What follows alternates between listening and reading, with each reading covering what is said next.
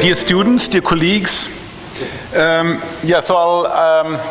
I'll just come right to the point. So I'm interested in this most mysterious aspect of the mind-body problem, what philosophers call qualia. So qualia are just the various elements that make up our conscious sensation. There's a qualia for red, there's a qualia for pain, there's a qualia for being Christof, there's a qualia for being angry, and they all share these different qualia. What they all share is a subjective stance. And Francis and my claim has always been that if we want to have, that if we believe that science should have a complete description of everything in the universe, then that description has to include a theory of consciousness.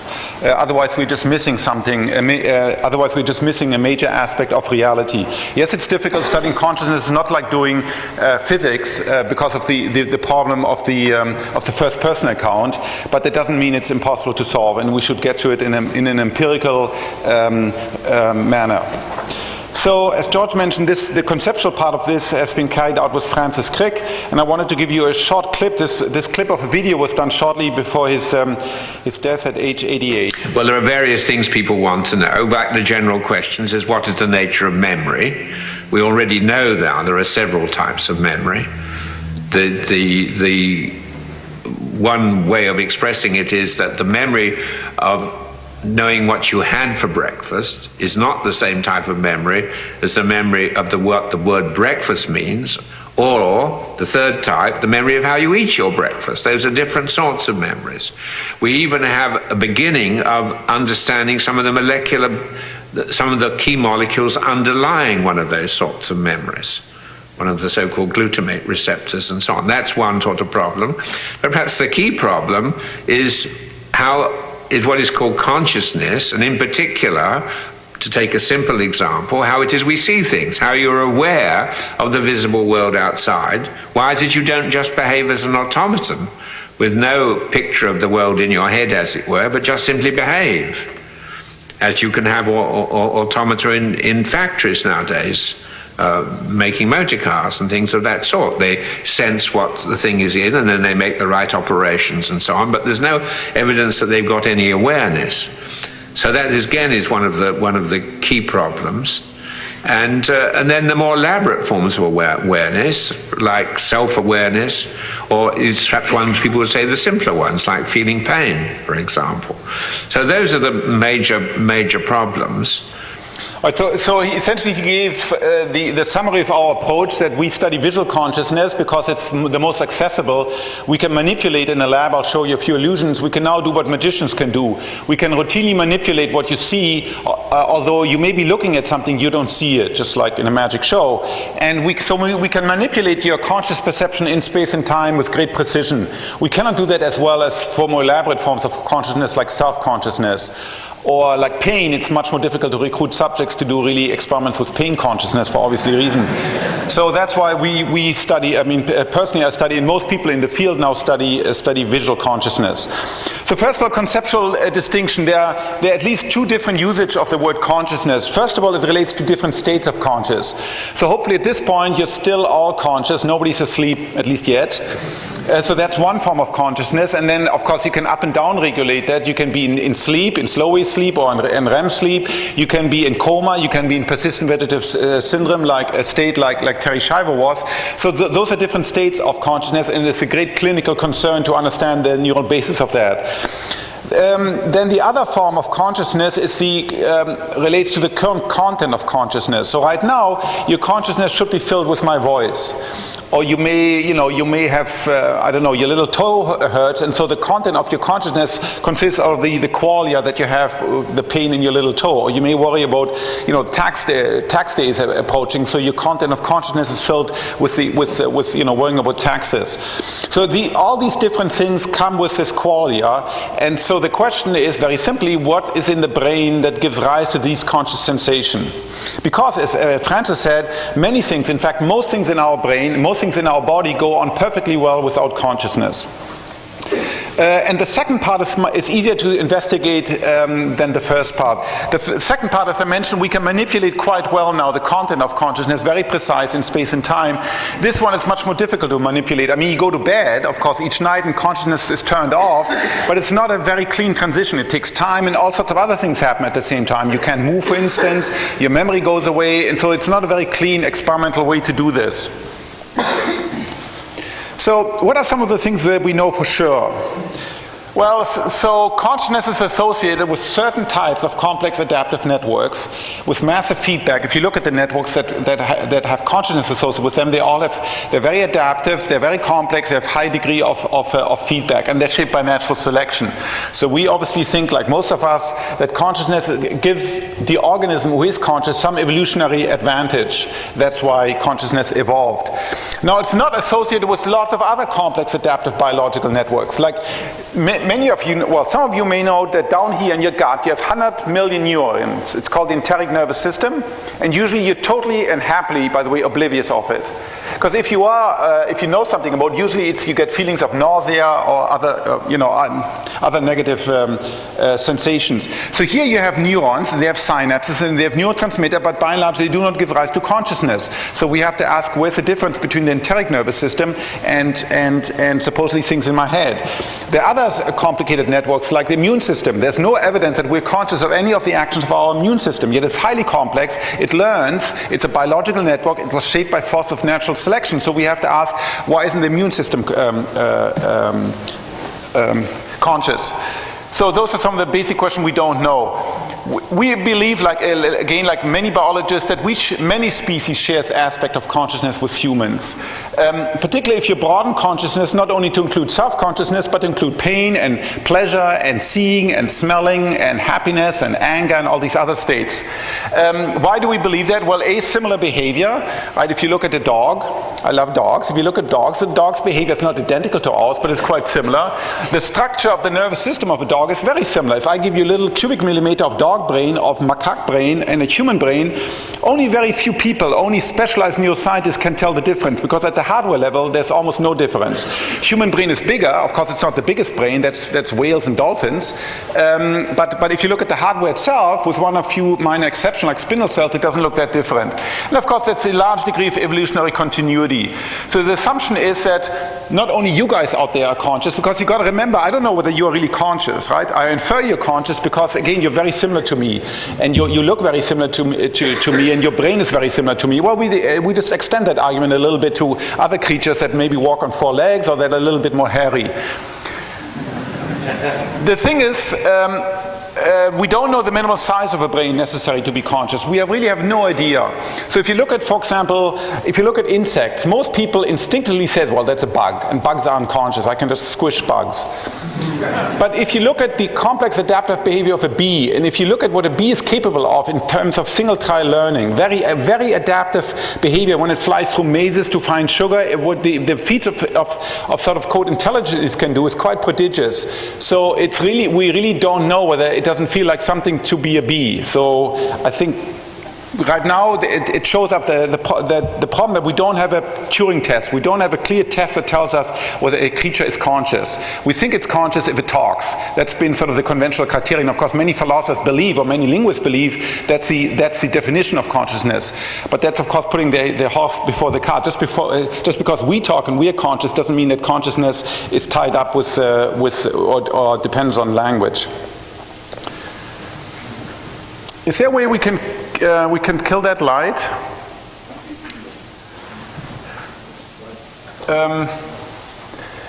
Thank you. So this is, people say, well, let's define consciousness. Of course, and you have to define your terms before you do experiments. Of course, historically, nothing could be further from the truth. In all sciences, you make progress in the absence of precise definition. I mean, look at today the issue of how to define a planet, right? It hasn't stopped people from finding planets. So if you fix it, what you should do here is just fixate that cause. Don't move your eyes. Keep your eyes open. Fixate the cause, and then tell me what you see. Yeah, somebody said already. What do you see? Squares disappear. Do you all see that? So it works best if you don't move your eyes. The less you move your eyes, the better it works. And one square will disappear, or sometimes both squares will disappear, only for brief times, like 2 or 3 seconds. Most of you should be able to see that, otherwise you should come see me afterwards. So here you have, so this is an illusion, in fact, that was described a few years ago here at Smith Catterwell in San Francisco. It's called motion-induced blindness. So it's one of many, many illusions we have in the visual domain where we can make things disappear. Here it's not very well controlled. It depends on your eye movement. If you come to the lab, I can control it much better.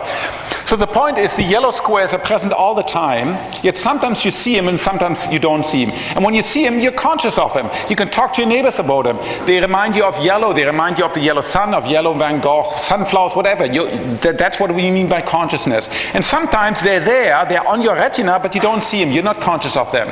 So this is what sort of our quest reduces to. Where's the difference in your brain between when you're conscious of these and when you're conscious and when you're not conscious of these? And the hypothesis is, it may be wrong, but the hypothesis is that once we understand something as simple as visual consciousness, we're probably a great step further along the road to understand any forms of consciousness, including self-consciousness or in high-level aspects of consciousness. All right, so Francis and I focused very early on because this field has a 2,000-year history of failure, we want to focus on something where we can actually make progress in our lifetime. And so most people agree that something we can make progress on, particularly given the state of neuroscience today, is the neuronal correlates of consciousness. That's abbreviated as NCC here. And the NCC are just the minimal neuronal mechanisms that are necessary for any one specific conscious content. So minimal because we know the entire brain is necessary. But let's say for those yellow spots I showed you, do you need your eyes? Well, we know you don't need your eyes to see because you can close your eyes and you can still imagine, I mean, most of us can still imagine the yellow squares. And of course, at night, most of us have very vivid visual dreams with your eyes closed.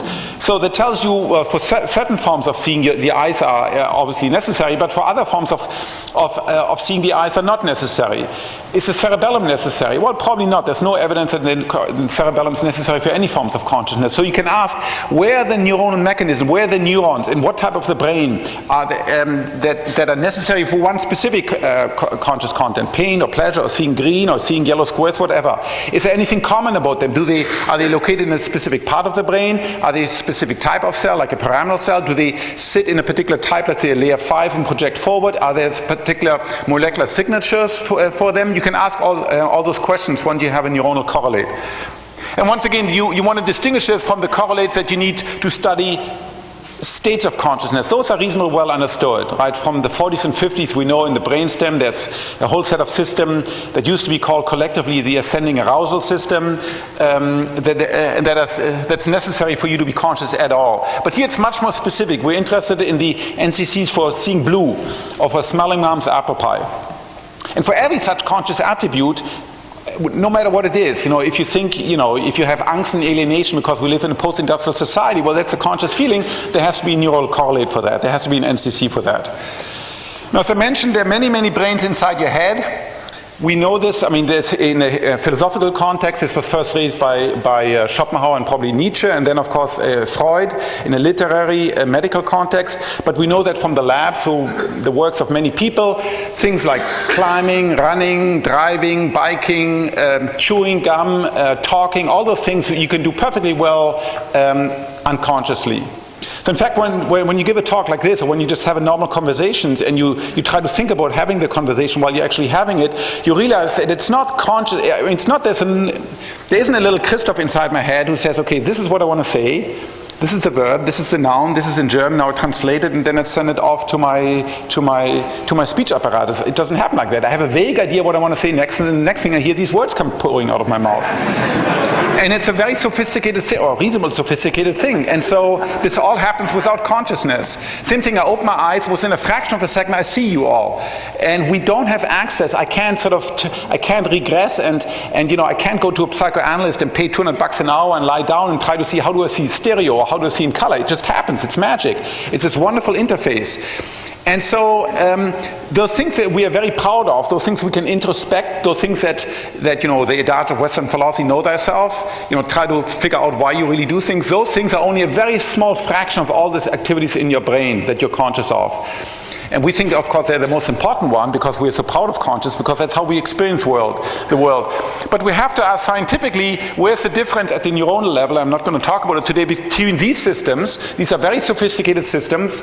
They involve subcortical structures, but they also involve cortical structure that are involved in things like playing soccer or running down. I mean, when you run in the mountain, it's amazing. You can run at high speed down a mountain. You have to make very quick, decisions where you put your feet in a fraction of a second, yet your body does it for you.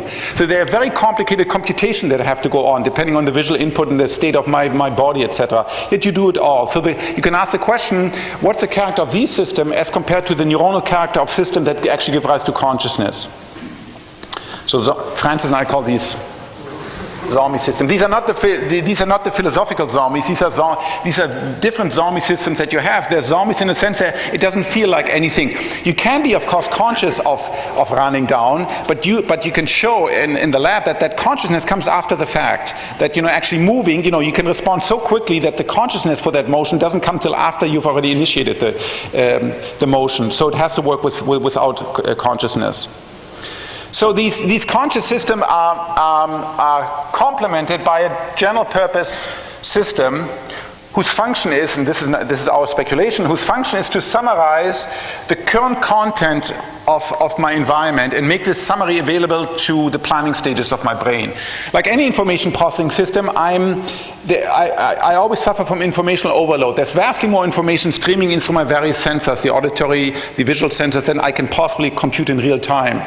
So what my brain does, it makes a quick summary of the environment. So it says there are people there and there are walls here, I'm in an audience, and then this summary is made accessible to my planning stages. So for instance, let's say if there's a fire here or if there's an earthquake, and I quickly have to think, what's the best way to egress here, right? What's the best way to exit? That's what I need consciousness for those sorts of things that I haven't done over and over and over again. Because if I train it over and over again, I train up a zombie system, I probably train up my basal ganglia, and I don't need consciousness for that. So you have these two sets of systems. You have the zombie system, and then there's complemented by a more general purpose conscious system that does this planning that involves the frontal lobes.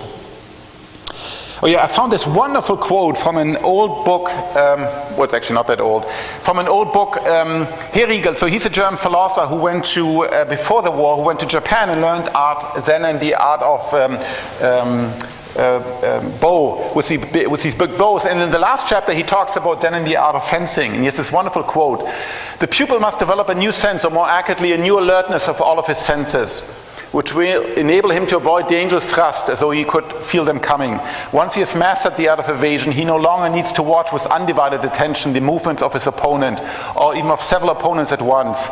Rather, he sees and feels what is going to happen. At the same moment, he has already avoided its effect without there being the hair's breadth between perceiving and avoiding.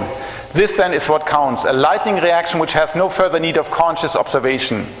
In this respect, at least, the pupil makes himself independent of all conscious purpose, and that is a great gain." Of course, these things, these zombie systems, only you have to train them up, and in these cases, these monks, of course, they train for years and years and years and years before they can do that.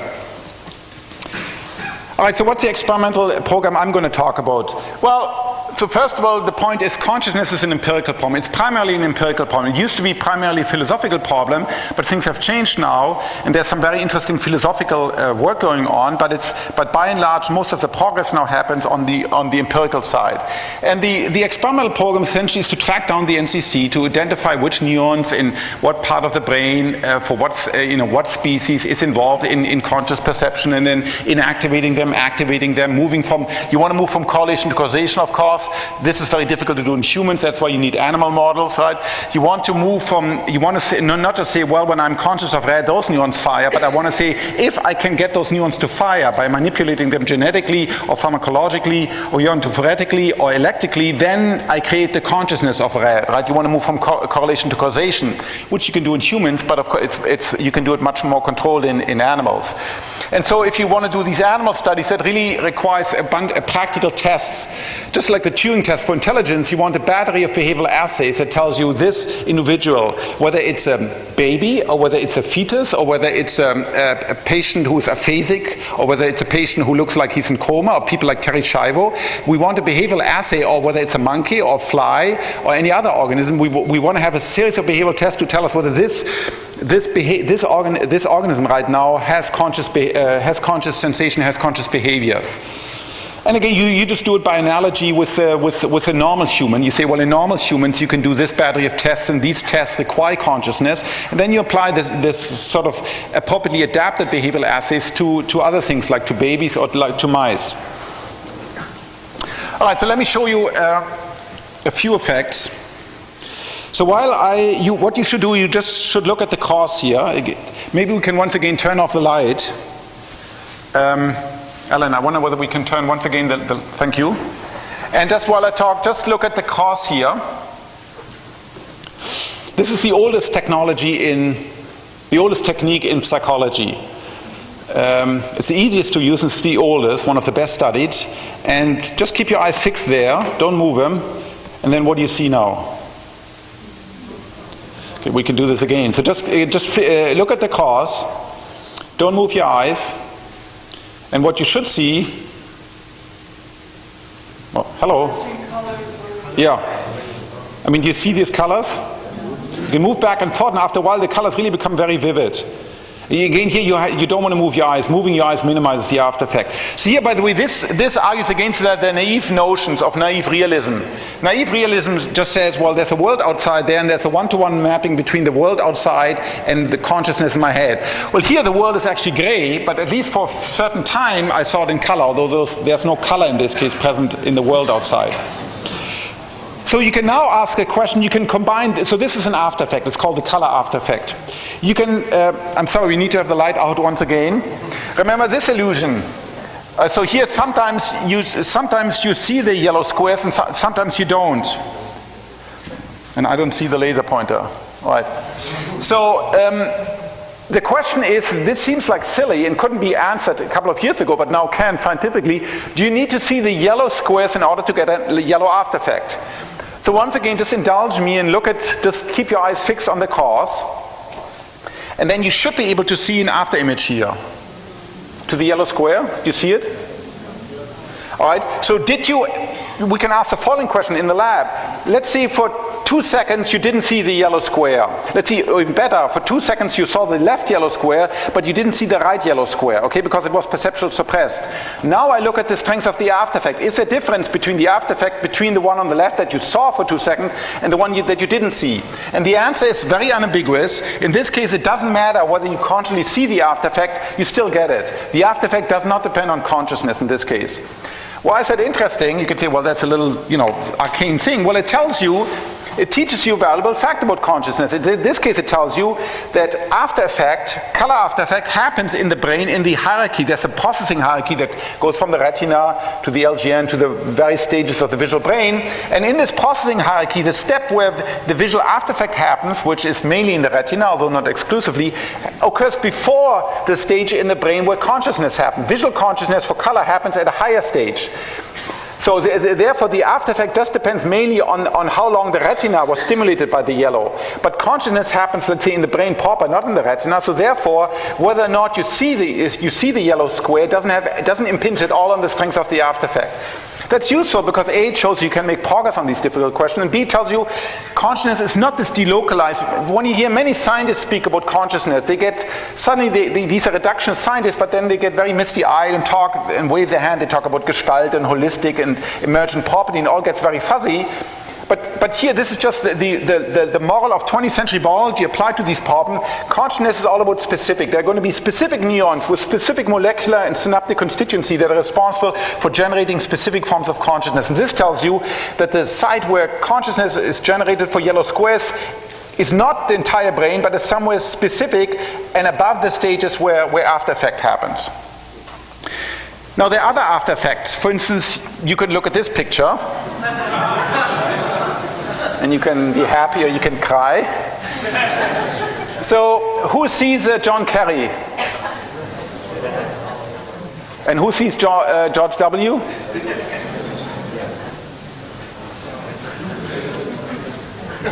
And who sees John Kerry here? Anybody? And what about this? Who sees John Kerry here? There are many more. Okay, this image is actually exactly the same as the first image. So I showed 3 images. I can do this again. This is an image. I mean, you have to do this on a person-by-person count, but so I'm doing it here for everybody because everybody's slightly different, of course.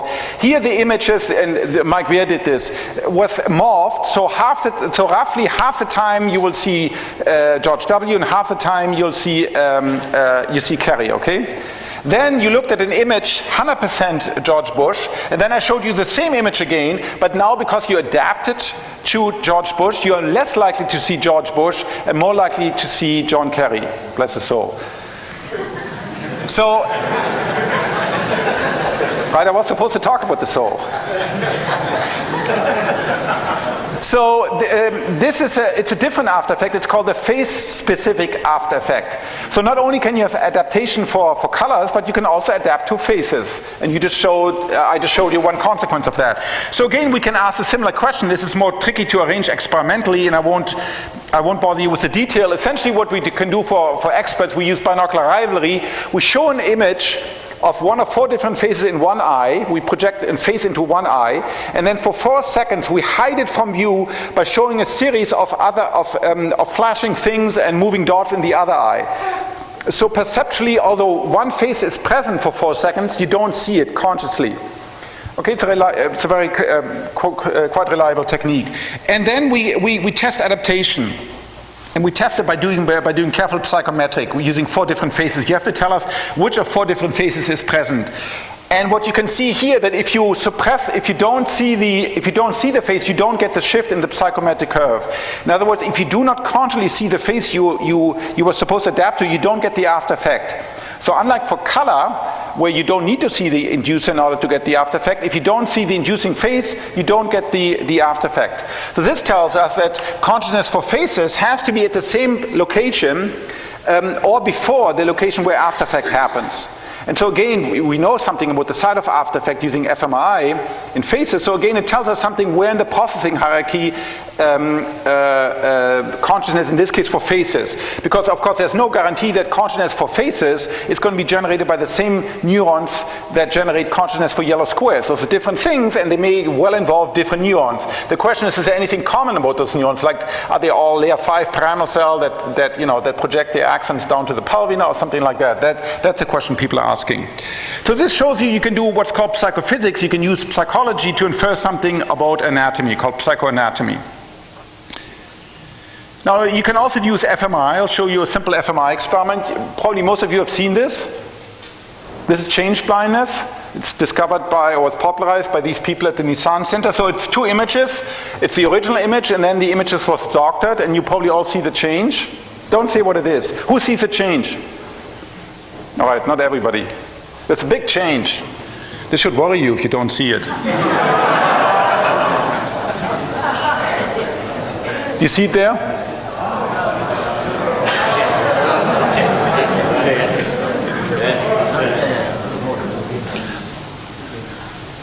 Okay, this is Koch, Christmas at Koch in Southern Cal. You can see it's German Christmas. Those are my dogs. Do you see the change? It's a big change. It's not the dogs.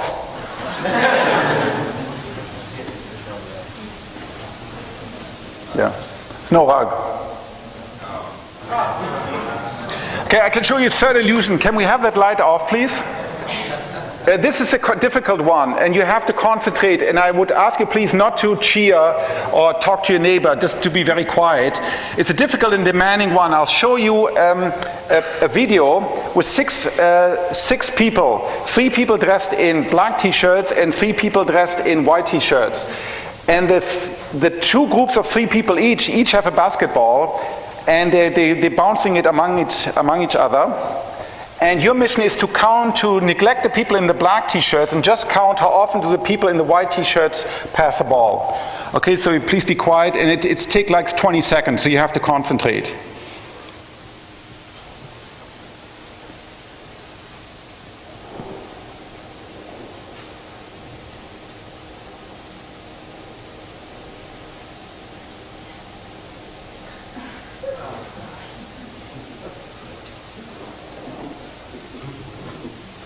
So how many people saw the gorilla? So about 2/3 of you. We can do it again here.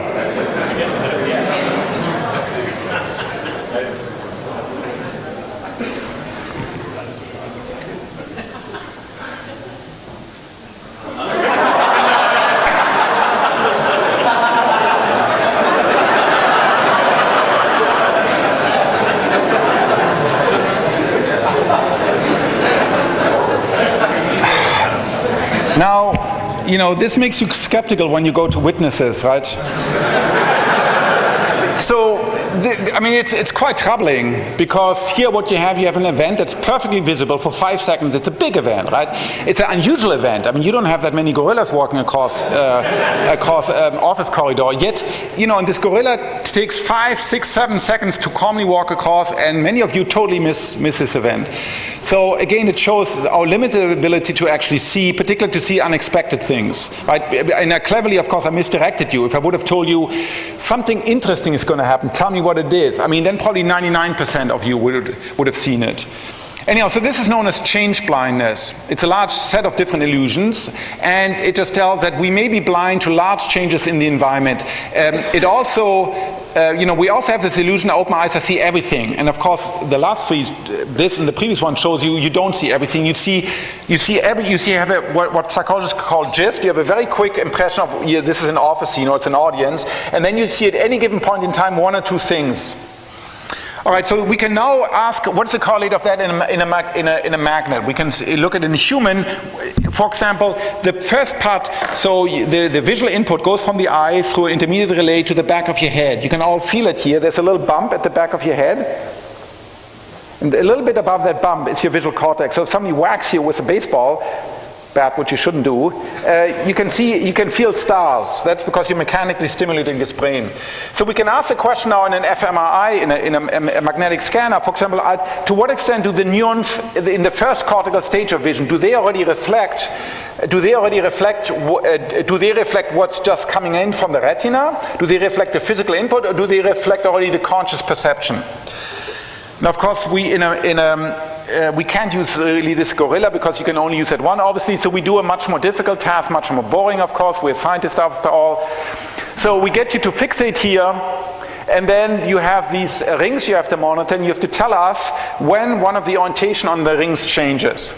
And for example, this just flipped. And it's a difficult task, and even if you're 18 and well rested and very alert, you will miss a large number of these changes, just because the nature of our visual system. Of course, we designed this display to be difficult to find all these changes. Although once I point them out to you, of course you see them.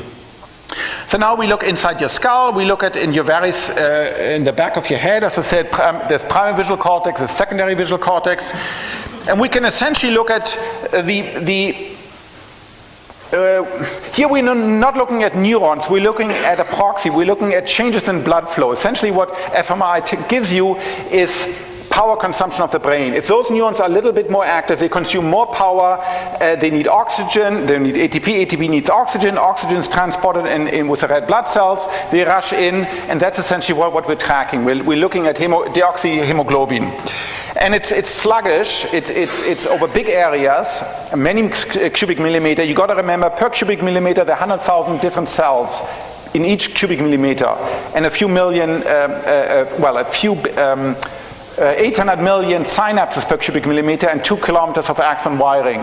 So here we're looking at big areas and very sluggish. This is time scale of seconds. And what you see here you see the signal in response when one of the rings flips its orientation, and when you actually saw it, called a hit. So the person tells me by pushing the button for ring number 3 just flipped. And then you see a signal here. It's small, it's 0.25%, but it's highly reliable. You can measure it, that's a standard deviation. You can measure it very reliable. It increases and it decreases with a slow time scale. All right, that's expected. Then what happens if you miss a change? So miss change, there was a change there, but you didn't perceptually see it. Well, in that case, sort of the signal is green. It's sort of more or less noise. So physically, there's no difference between the green and the blue curve. In both cases, there was a change outside in the image.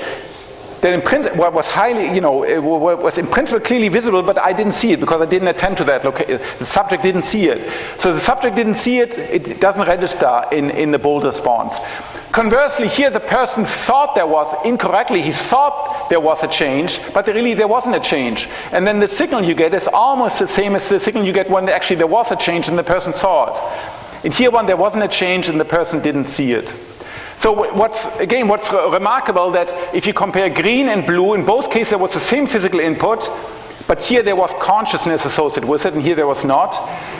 Red and blue are the same conscious events. In both cases the person saw, at least claimed he pushed the button, that there was he saw this change in orientation. In one case there was, in one case there wasn't.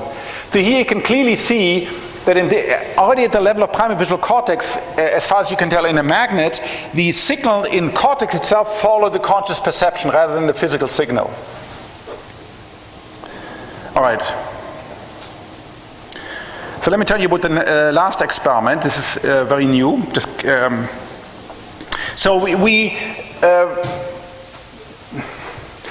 Everything here I'm talking today is about humans. I guess I didn't put in any animal experiments, I just realized. So most of 99.9% of what we know about the brain, we know about animals, from animal brains. Particularly, almost everything we know about nerve cells, neurons, we know from animals. And if you want to understand the analogy I made this morning, if you want to understand chemistry, you need to know about molecules. If you want to understand physics, you need to know about atoms or subatomic particles.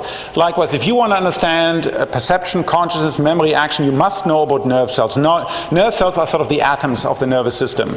And there are, there are 100 billion of them in the brain, and you want to query them, you want to listen to them. In general, that's very difficult to do in humans, obviously. But there are conditions. So this is sort of the people in my lab who did this. He's now at MIT. He's now in England. And we do this in the lab of the neurosurgeon Itzhak Fried at UCLA. There are a few conditions when you can actually record from neurons in the human brain. And the advantage is you can directly ask them about, are they conscious? You can get them to play video games, all sorts of things, and they can directly tell you about their state of consciousness rather than you have to infer it indirectly. So the setting here is you have epileptic patients that are severe epileptic. In other words, the pharmacological intervention doesn't work anymore or doesn't work very well. So these patients may have 1 or 2 or 10 seizures a day. You got to realize if you have 1 seizure here in California, the next half year you're not allowed to drive anymore. So seizures seriously impairs, the way, has seriously adverse consequence on your quality of life. So then what you do as a very successful intervention, the surgeon goes in, identifies where the focal seizure is, if there is a focal seizure, and takes out that part of the brain from which the seizure originates. And by and large, it's a very successful operation. In some subset of patients, you can't do that. You look at from the outside, you do EEG, you do MRI, and you don't know, the brain looks relatively normal. You can't identify where's the part of the brain, where's the seed, if you want, inside the brain from which the seizure originates. Then what the surgeon does, it's like Fried, and this is also done here by Berger, for instance, and by other people at UCSF. It's done at many places throughout the country and the world. You insert various types of electrodes. So these are so-called depth electrodes. So here you insert them, here you typically 10 or 12 of them, you drill a little burr hole and you insert the depth electrode here into the brain. In this case, part of the brain called the hippocampus. And then you use these leads, these are platinum iridium contacts. You essentially use these leads to do like EEG, except they're inside the cranium, intracranial EEG. And essentially the patient is then hooked up to a machine that's monitored 24/7. The patient stays in the ward for, here you see a patient in the bed, since there are no pain receptors inside the brain itself, the patient doesn't need to be anesthetized, so the patient's sitting in the bed and lying and reading or watching TV, talking to his mom, whatever, while there are these 10 or 12 macroprobes inside his head, that you can see the wire goes to his bedstand, and these are being monitored, and then if he has seizures, you can now the neurologist can essentially triangulate where the seizure originates. Then they take out the electrode, then they take out the part of the brain that gives rise to the seizure. What Fried did and his collaborators, they added tiny wires here. They moved through, they hollowed out this inner volume of this microelectrode, of this electrode, and they inserted these wires. So essentially we have 9 wires. And so we have 10 of these big macro wires, and then each one has 8 or 9 or 10 micro wires. So we have on the order of 100 wires in the head of a patient. And so we could now do exactly what we can do in an animal. We can listen, we can do a lot of signal processing, I won't bore you about, and you can listen to the individual neurons firing. You can hear them chat away. You can put them on an audio monitor, and you can hear, you may know the way neurons communicate. They have these little, it's an asynchronous pulse code, different from a computer code. They communicate by these little pulses. They're like a millisecond across and maybe a tenth of a volt in amplitude.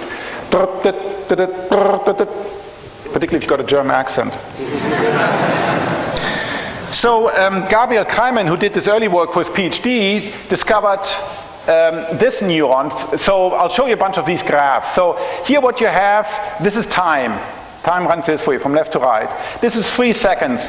We show this image, in this case, this house and with a tree, for between those two vertical marks. For 1 second, the patient saw this picture. And for 1 second, the patient saw this line drawings. And here is the firing rate.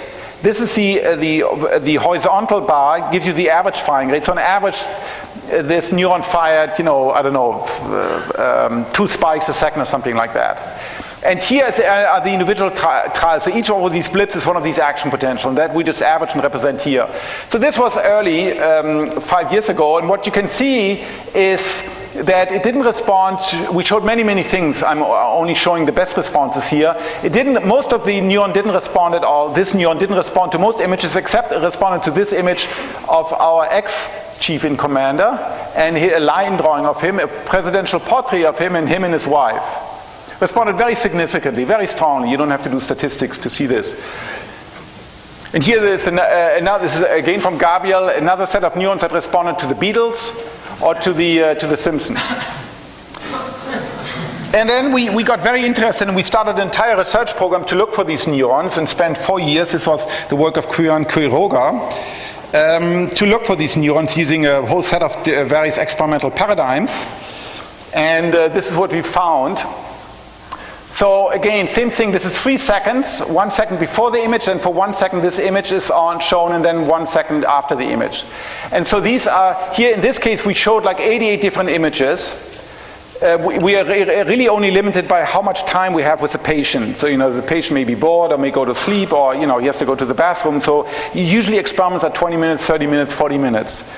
And here you can see this is a famous actress, Jennifer Aniston, she's called, and you can see the neuron here responds quite nicely to these very different pictures of Aniston here, and doesn't respond. So Aniston used to be married to some other star, and doesn't respond when she's there with her, at the time they were still married, when she's here with her husband, the neuron doesn't fire, for whatever reason.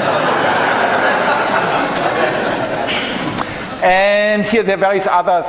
These are other actresses. This is Pamela Anderson. These are famous, like Eiffel Tower, Golden Gate Bridge, Pisa Tower, etc. So this is a neuron that fires very selectively only to pictures of Jennifer Aniston. What we found remarkable as visual scientists is also the degree of invariance, particularly if you're interested in object recognition. In other words, this picture and this picture at the bit level, they differ totally, right? They have different background, different hairdo, yet still the neuron responds to it quite selectively. This is a neuron that responds to the Sydney Opera House. And interesting, the patient confused this, and it only became apparent, and we're having a new paradigm to exploit this after we finished the experiment.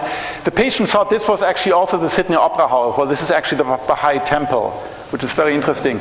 Here, this neuron, and we find a subset of these neurons also respond to strings, letters, called Sydney Opera. So it's a very high level degree of invariance. This is to another actress called Berry, Halle Berry. So you can see again they're very different. Here she's in she plays some cat woman, or some woman who runs around dressed in a cat suit. I don't know why actually. There you have a line drawing of her. You have her in a cat suit. You have the text Halle Berry. There's some other woman who's also dressed in a cat suit, but the patient knew that this wasn't Halle Berry,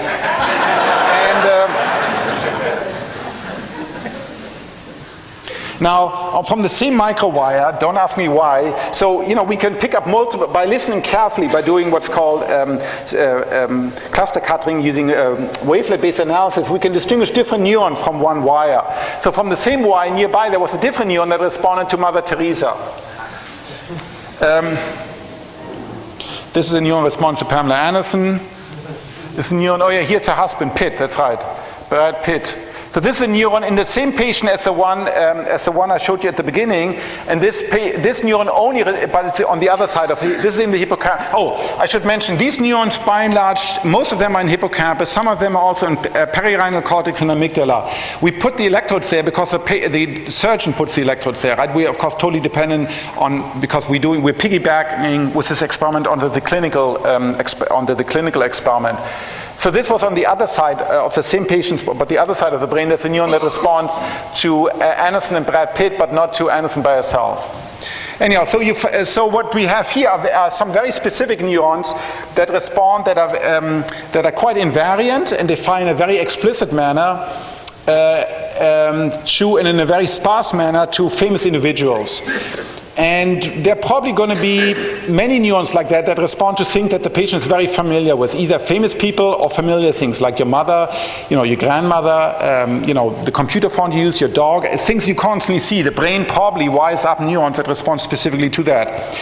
Now, if you care about what's BMI, or called brain-machine interfaces, if you want to think, people are starting to think about that. If you want to implant a device into people to help them to see, for example, because they're blind, or to enable them to see, or enable them to move, you want to be able to what's called decoding. You want to be able to take a group of neurons, record from the activity, and then infer what was present in the environment. It's called a decoding technique.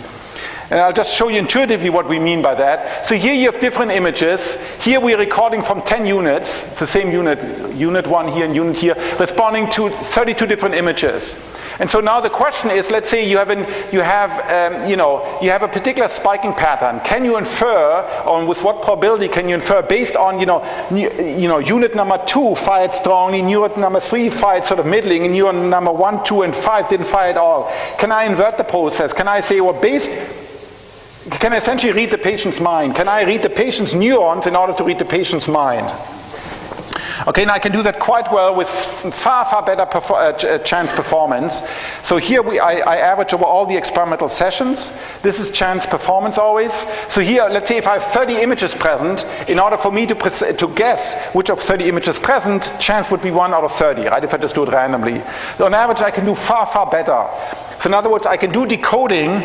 I can decode the visual thoughts quote from the patient by listening to a small subset. Here we talk on average, we're talking about 20 to 30 neurons. That the patient, so I can infer what the patient is conscious of by recording from these neurons. Now that's all still observation. Ultimately what you would like to do is go to causation. What happens, for example, this is possible in the clinical context. The neurosurgeon does it often. What happens if I stimulate those neurons? Can I create the percept? Can I not only read out but write in? That's for the future. All right. Let's skip this. And I can also do imagery. We've also done that. So I can ask the patient, well, remember I just showed you this picture of Van Gogh. Can you think about that? So here, for example, I have a neuron that responds to the image of Paul McCartney, here the green. And here are the images, when I show them the images of this house. So you can see whenever the patient saw a photo of McCartney, it fired relatively, not always, but fired very strongly. When we showed the patient the picture of this house, it didn't fire, or only fired very weakly. Now here, I ask the patient, close your eyes, and for 3 seconds, think about Paul McCartney. Think about the house, McCartney house. And again, you can see there's a nice selectivity, that these neurons are as selective, statistically speaking, almost as selective during physical input as well as during imagined input. All right, let me come to a conclusion, to the end. So I have 2 last slides. So in this quest to study consciousness, what is the long-term strategy? Well, first of all, most importantly, although I didn't actually give you an example, we learn more, for obvious reasons, partly because mainly because we can intervene in the animal brain, particularly in the brain of mice and monkeys. We can intervene with ever more fancy techniques, particularly with molecular techniques. If we want to understand at the circuit level, if we really want to understand which neurons, in what part of the brain using what circuit. I'd like to understand the series of events that goes from layer 4C alpha to layer 3B, involving which interneurons.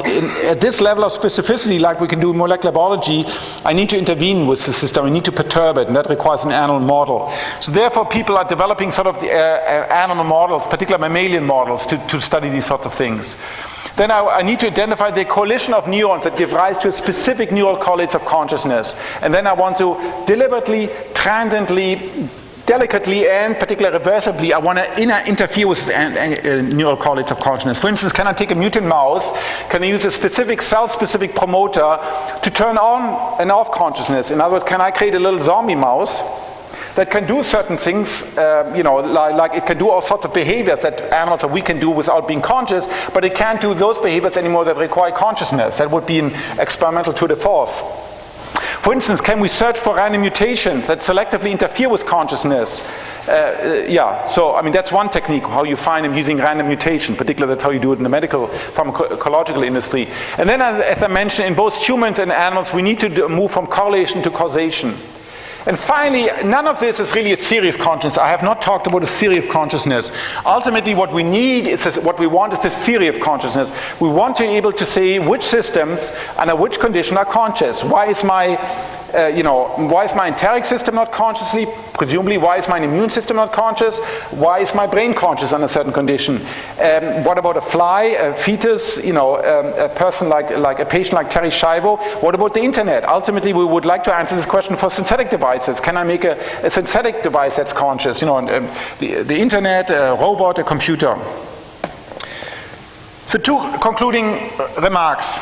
So one is, people say, well, this is all very nice, Professor Koch, and I believe you in the fullness of time, with adequate funding, of course. We'll be able to understand that if I'm conscious of red, then those neurons will fire in this particular way, and if I'm conscious of pain, some other neurons will fire. Well, so what? That doesn't explain consciousness. Of course, people made exactly the same argument for life. Now, this is an analogy. It may not be right, but I think it may be a very telling analogy. So people in the 20s, 30s, and certainly before in the 19th century had great difficulties with understanding how life arose. And there's this wonderful quote I discovered from a book. Okay, so Thomas Hunt Morgan, just before he moved from Columbia to Caltech, wrote this book where he summarized his research on fly. Right?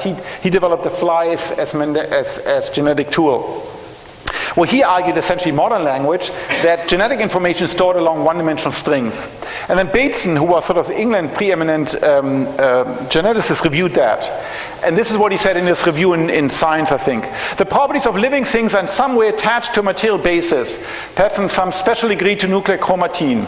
And yet it is inconceivable. So that's what Bateson writes, who's of course who was a reduction scientist. It is inconceivable that particles of chromatin, i.e. chromosomes, of any other substance, however complex, can possess those powers which must be assigned to our factors or genes. That's his spelling. The supposition that particles of chromatin, indistinguishable from each other, and indeed, of course this is a killer, almost homogeneous, right? Of course they're not homogeneous. Almost homogeneous, but they didn't know any better. Under any known test can by their material nature confer all the properties of life, surpasses the range of even the most convinced materialism. So people said, I don't understand. I understand chemistry, and I don't understand how you can get out of chemistry a single egg, how you can get all the specificity that makes up an individual in the next generation. I know chemistry, it can't happen. I need new laws. I need élan vital. I need all sorts of I need a new physics. Schrödinger argued that. Well, in fact, of course, what people didn't realize, they didn't understand the prodigious power of macromolecules. You have to understand, when this was written, people didn't even realize that hemoglobin, historically, that hemoglobin was a single molecule, that in an individual like myself, all the hemoglobin is always exactly the same molecule. They had a science, well, at the time there was a science called colloidal science, which studied the sort of what happened if you have large collection of different molecular weights of the same molecules. They didn't realize that you can store, the great specificity of macromolecules. They didn't realize you can store prodigious amount of information in one-dimensional nucleotide strings. So I don't think we should make the same mistake twice, because you very often hear this argument, say, well, we understand biology, and no matter what, biology or physics, there's some people even who say, I know physics, I know biology, there's nothing in principle that can explain consciousness. And I think that's a defeatist argument, and we've heard it before when it was wrong. That's not to say it may be right in the future. And lastly, there are also ethical implications of this sort of research. Because once we have really a much better, I mean, I think you can say this already today, but certainly in the fullness of time, once we understand which creatures can suffer and which creature cannot suffer. So for instance, mammals, if you look at the behavioral evidence, there's no question that all mammals are capable of suffering. They are of course capable of great joy if you have dogs or cats or other animals, but they can also suffer. In particular, the ways we treat animals, particularly in this country. And so I think this research does have ethical implications. Once we have a theory of consciousness, once we can tell with great confidence which animals are conscious and which animals are not conscious, we have to enlarge the circle of life. We have to enlarge the magic circle, those individuals, those organisms to which we say, well, they are special. Right now, the only thing that are really special are us humans, people that look like us, that have 2 legs, that can talk. But then, of course, there are people who can't talk. There are people like Terry Schiavo or a patient that 20 to 50,000 patients like Terry Schiavo today in the United States of America alone, people who, as far as we can tell, who are certainly alive, but there's no evidence for consciousness. Yet we accord, for example, much more legal protection to individuals like that than to any of our animals, any of our mammalian friends. So I think in the fullness of time, when this research is run its course, it will have all sorts of implications, including, of course, for our self-view. Thank you very much.